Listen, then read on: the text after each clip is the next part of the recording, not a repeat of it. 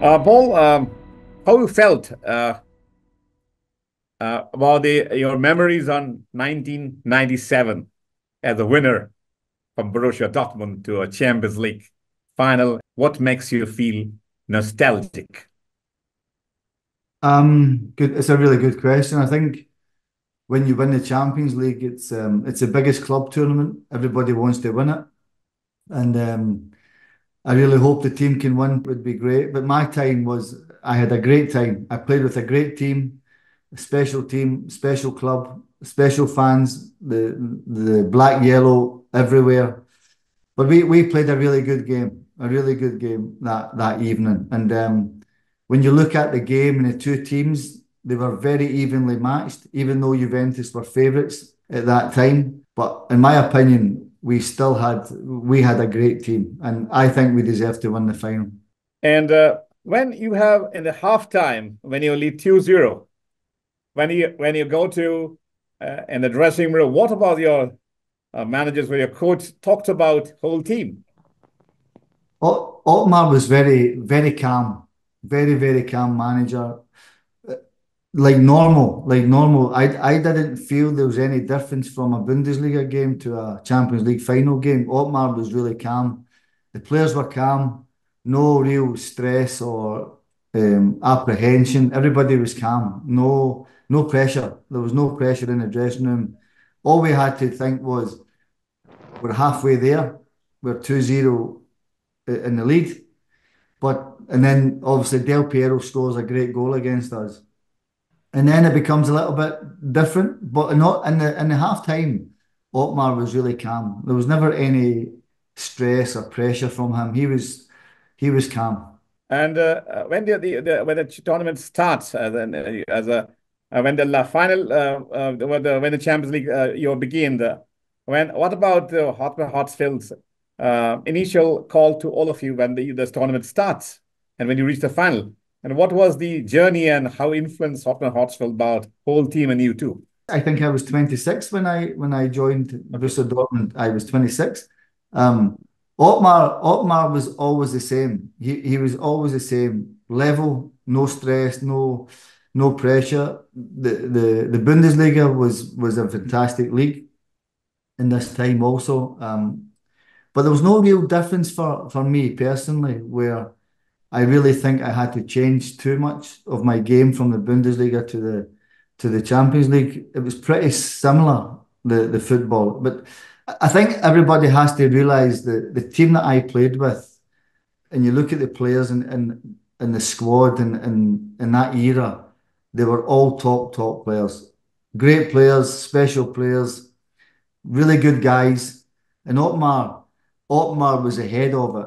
He was the one that kept everybody calm. And it was the same, even in the group section, we played Vitesse Lodz, Atletico Madrid, Steaua Bucharest, difficult games that we had to win. And we managed to do that. Then we played Auxerre in the quarter final, then Manchester United, which was the semi final was probably the toughest game because you've got two games to try and get to Munich. And we done that. We won 1-0 in both games against Manchester. So but the team, I can't say enough. The team was a special team. And when the final whistle of blown, when the 3-1 you when the what was your moment that point of time when the final whistle gone and you have owned the Champions League? It's crazy. It's a crazy celebration. Crazy time. When Lars Ricken scores the third goal, for me the game's finished. The game is it's over. And I didn't think Juventus were ever going to come back from being another two goals down. So for me, it was important that the third goal, that Lars makes the third goal, which was arguably one of the greatest goals in the Champions League history of it. And but the celebrations after it, you can't describe it because it's incredible. Everybody is so happy. Everybody's really elated, but you don't really appreciate it until you go back to the city of Dortmund. Then you see the full Dortmund fans, and it's a crazy time. And how remember you when we are facing with opponent like a legend like Zidane and Deschamps? what was your call? What was the feeling that point of time when interact with Zidane and Deschamps in your opponent? The exact same as what it was when I faced Stefan Effenberg or Mehmet Scholl or Thomas Hassler or Balakov, Hadji. The same feeling. I knew my role in the team. I knew how to play the team, and playing against great players made me play better. Also, that made me play better. So playing against Zidane was a fantastic experience and a great game. But it was normal for me to play against this type of player because I was doing it in the Bundesliga. Okay, Zidane is arguably one of the greatest players in the world at that time, but I knew how to play against it, and I knew my role because that was my job. And now come to the Champions League current where you're clashing with the Dortmund and Real Madrid. And regarding everybody talk about Bellingham, Mm. who is just talking as playing against his former club, and you have very closely seen Bellingham. And what Mm. do you call about Bellingham? How we can influence Bellingham to Dortmund versus Real in Champions League final? Well, I met Jude a few years ago in Dortmund, and I watched him training and seen everything. Great player, great player, and I hope they don't win. I hope Real Madrid don't win.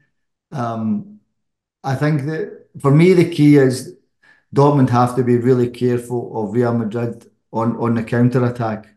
This is so important for the team. I think for to make tactical fouls, but also they have to play their own way. Borussia Dortmund have to play their own way and their own style. But you have to be careful of Bellingham, Vinicius, Rodrigo. Yeah, for me, the counter attack is dangerous for Real Madrid. You have to be really careful. But Jude Bellingham is a fantastic player. And when come to the about Real Madrid and the two legends, perhaps they could be a last dance for them for Real Madrid, Toni Kroos and Modric. What was your call on that, and how they can influence? There'll be a last dance for Real Madrid, which we time to memorable Yeah. their side.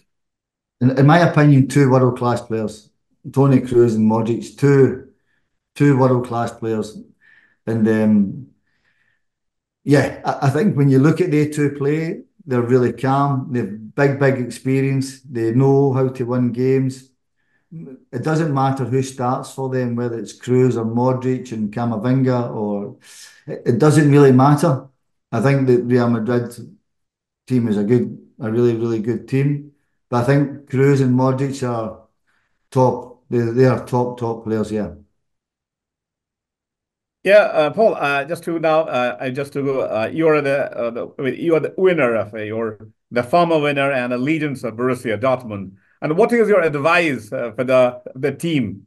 How to tackle this one time the moment of pressure and also the expectation of fans and the strategy and a wonderful side of Real Madrid and also brilliant tacticians can Ancelotti too. How you as advice to your team? I think the most important thing is to win. And when they win that, they'll become legends. The guys will become legends. The Dortmund team. The fans will support the team no matter what happens tomorrow. They will be with the team from the beginning, from the game, from the end of the game. The fans will be with the team. 100%. It's a difficult game against Real Madrid. Everybody knows it's a difficult game. The pressure for me is more on Real Madrid. They have more pressure than what Borussia Dortmund have because nearly everybody expects Real Madrid to win, apart from people from Dortmund and the players and the manager. So for me, the Dortmund have got nothing to lose. You're 90 minutes away from greatness. That's the way I think of. If you can perform for one game, 90 minutes, then you will become a legend there. If the Dortmund lads can do it. I really hope they do it because I think the city deserves it, the club deserve it again, the fans, the players, everybody will deserve it, and it'll be a great occasion. Tactically, I think the team will play the way Eden wants them to play. But I would just be a little bit careful on Real Madrid attacking because Vinicius in 1v1 situations is dangerous. So I just be careful of the counter attack. And Paul, just for your vast experience, you being to manage as a player, and if you just analyze a little bit more about what would be the strategy for, in your mind, which tactically deployed by Ancelotti and also Terich during the final, what would be the strategy for Dortmund as a manager, and also what would be the strategy for the Real Madrid? What would be, you feel, the tactical strategy both the coach can you're expected to be deploy? Well, I think Real Madrid won't change. I think they'll be the same as what they have been in the semi-final and the games leading up to it. I think they'll play a lot in the counter attack, Real Madrid, because they know they've got quick players. I think Dortmund won't sit back and wait. But the only, like I said before, that for me, when Dortmund attack, they have to be really careful if they lose the ball to make the transition. They have to be really careful of the counter attack. And for me, they have to get beyond, if they can, they have to get midfield runners behind Real Madrid's defence. That will hurt Real Madrid if they can get runners behind the defence. Füllkrug is a really good player, and he'll have a good battle with, I think, Rudiger. I think it'll be a really good battle. If Adeyemi plays, he's quick. If Sancho plays, he's quick. So I think tactically it's going to be really interesting. Tactically, I think Dortmund won't change, and I don't think Real Madrid will change, but I think Real Madrid will be dangerous on the counter attack, and that's where I think Dortmund have to be really, really careful on the transition. And Paul, another just about how do you feel about the positioning to who will be the standout performer for Dortmund? What is your call as a Dortmund legend? I think to win this tournament, I think to win it, I think everybody's going to have to play well, from the goalkeeper right through to the substitutes. Everybody's going to have to play well. You don't win this tournament if you only have two or three players playing well. I think most of the guys are going to be key. They're going to be key.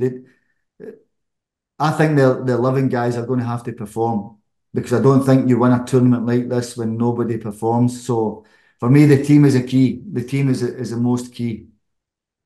So you talk about the team performance should stand out to beat Yeah. Real Madrid. Yeah, I think that's what's going to have to be. Yeah, I really do. I think it's going to be a collective performance from everybody. You won't win it if one or two guys only perform. I think the team has to perform. And any right, the predictions today all about who will be winning. You already told about it's a very tough fight for Dortmund. But what does your heart say, Paul? Dortmund or Real? Real, I think Dortmund will win 3-2. I went for a Dortmund win away at the beginning, and I'm going to go 3-2 for Dortmund. Great predictions. Let's watch for the Paul's prediction to be in the Real, and then the celebration in the Dortmund. Yeah, hopefully, And fingers crossed. yeah, thank you, Carl. Definitely, it's really a pleasure to talking to you, Paul. And really, really, the best of luck for Dortmund, and it should be a best of luck for the world of football to a fantastic final going ahead.